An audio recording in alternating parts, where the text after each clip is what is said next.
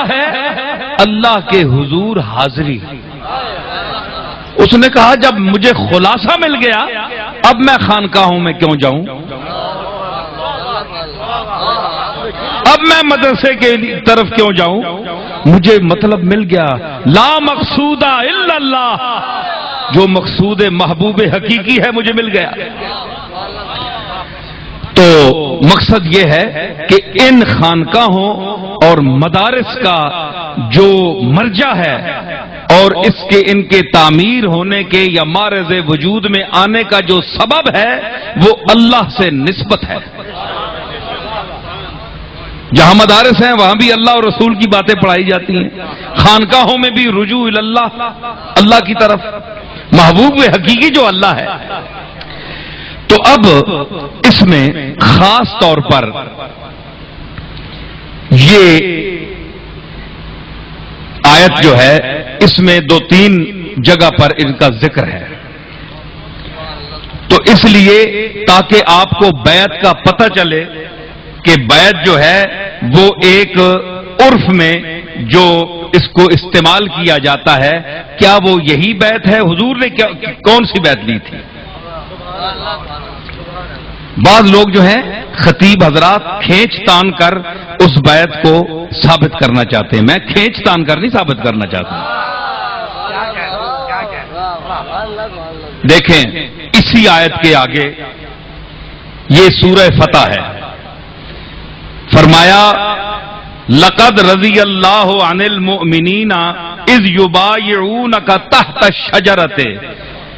لقد لام بھی تاکید دی، قد پھر تاکید کی، ڈبل تاکید، یقیناً اللہ راضی ہو گیا، ماضی مطلق کا صیغہ استعمال کیا، یہ نہیں کہ راضی ہوگا مستقبل کے دور میں۔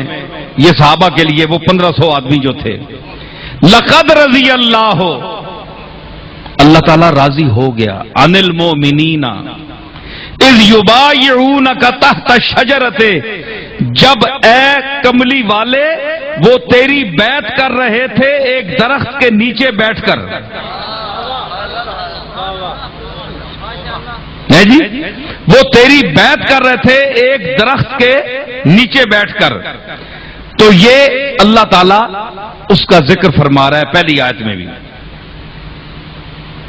فَعَلِمَ مَا فِي قُلُوبِهِمْ۔ اب جو بیعت کر رہے تھے لوگ تو اللہ تعالیٰ ان کے دلوں میں جو اس وقت کیفیات تھیں ان کو بھی فرمایا میں جان رہا تھا، مجھے پتا تھا۔ یہ قرآن شریف ہے۔ تو آپ دیکھیں کہ یہ صحابہ کا جم غفیر تھا جو حضور کی بیعت کر رہا تھا۔ فرمایا فَعَلِمَ مَا فِي قُلُوبِهِمْ، جو ان کے دلوں میں جو کچھ تھا وہ بھی جانتا۔ فَأَنزَلَ السَّكِينَةَ عَلَيْهِمْ، پھر ان پر اطمینان جو ہے نازل کیا۔ انہوں نے تمہاری بیعت کی، پھر اللہ نے ان پر اب اطمینان نازل کیا۔ اب یہاں جملہ توجہ طلب ہے، کیا فَعَلِمَ مَا فِي قُلُوبِهِمْ، ہم کا مرجع کون ہے؟ صحابہ۔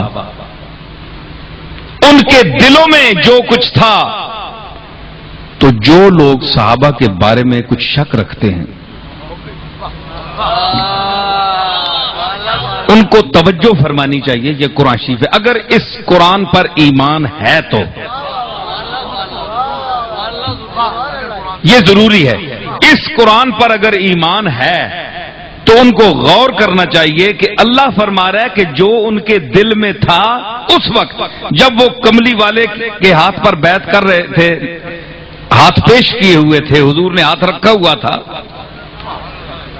فرمایا میں جانتا تھا اس کے دل میں کیا تھے۔ اگر کیا یہ بات تو یہاں ختم ہو گئی؟ نہیں، اس کا تجزیہ کروں گا میں۔ کس طرح؟ اللہ نے تو کہہ دیا کہ میں جانتا تھا ان کے دل میں۔ اب کوئی کہہ سکتا ہے جناب کہ جاننے کی تو 2 صورتیں ہوتی ہیں، پتہ نہیں گڑبڑ تھی کوئی دلوں میں، وہ بھی تو میں جان سکتا ہوں نا، کوئی گڑبڑ تھی اندر، اللہ نے وضاحت نہیں کی، کیا جانتا ہوں میں؟ بھائی صحابہ بیعت ہو رہے تھے تو اللہ کیا جانا اللہ نے، یہ اس کی وضاحت قرآن نے نہیں کی۔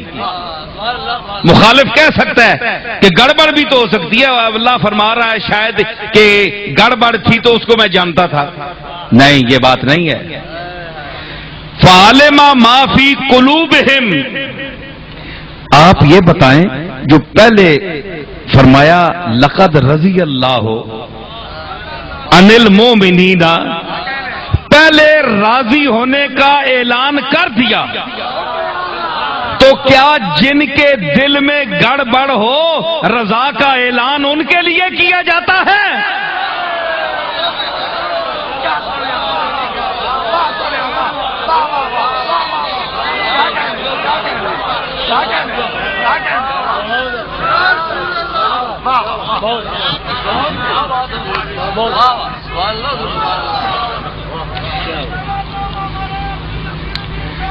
دیکھیں دوسری آیت میں ممتحنہ میں فرمایا گیا یا ایھا النبی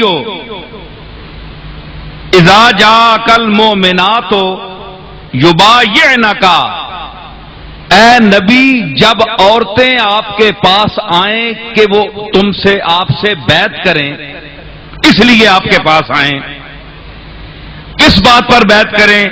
الا اللہ یشرکنا باللہ شیئا، کہ وہ اللہ سے کسی چیز کو شریک نہیں بنائیں گی، اس بات پر آپ کے پاس بیعت کرنے کے لیے آئیں۔ ولا یسرقنا، اس بات پر بیعت کریں کہ وہ چوری آئندہ نہیں کریں گی، ولا یزنینا، اور بدکاری نہیں کریں گی،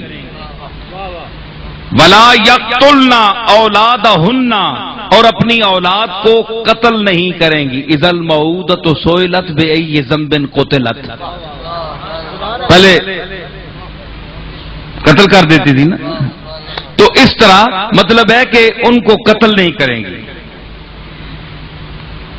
ولا یاتینا ببہتان یفترینہ بین ایدیہن وارجلہن، اور ایسا کوئی بہتان کسی پر نہیں باندھے گی جو اسی وقت انہوں نے اپنے ہاتھوں سے اپنے سامنے گھڑا ہو۔